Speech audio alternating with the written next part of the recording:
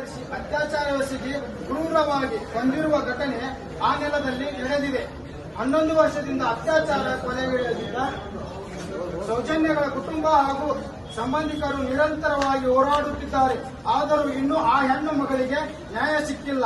ನ್ಯಾಯ ಎಸಗಿದವರು ಅದೇ ಊರಿನ ದೊಡ್ಡ ಕುಟುಂಬದ ವ್ಯಕ್ತಿಗಳು ಎಂಬ ಸಂಖ್ಯೆಗಳು ಸಾಮಾಜಿಕ ಮಾಧ್ಯಮಗಳಲ್ಲಿ ಹರಿದಾಡುತ್ತಿವೆ. ಸೌಜನ್ಯಗಳ ಪರ ಹೋರಾಟ ಮಾಡಿದ ಹೋರಾಟಗಾರರು ಸಾಕ್ಷಿಯನ್ನು ಓದಿದ್ದಾರೆ. ಆದರೂ ಇವತ್ತಿನ ವ್ಯವಸ್ಥೆ ಅವರನ್ನು ಏನು ಮಾಡದ ಸ್ಥಿತಿಯಲ್ಲಿದೆ ಎಂಬುದು ವಿಪರ್ಯಾಸ ಸಂಗತಿಯಾಗಿದೆ.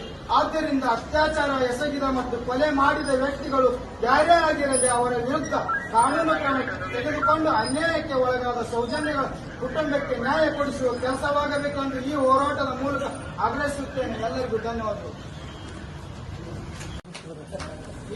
ಈ ಬಡ ಹೆಣ್ಣು ಮಗಳಿಗೆ ನ್ಯಾಯವನ್ನು ದೊರಕಿಲ್ಲ. ಆದ ಕಾರಣ ಈ ಕೊಲೆ ಅತ್ಯಾಚಾರ ಮಾಡಿದ ವ್ಯಕ್ತಿ ಯಾರೇ ಆಗಿರಲಿ, ಎಂತ ಪ್ರಭಾವಶಾಲಿ ವ್ಯಕ್ತಿ ಆಗಿರಲಿ, ಅವರನ್ನು ಕೂಡಲೇ ಸರ್ಕಾರ ಅವರನ್ನು ಬಂಧಿಸಬೇಕು.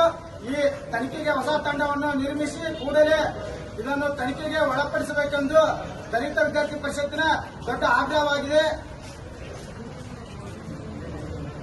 ಅದಕ್ಕಾಗಿ ಇದನ್ನು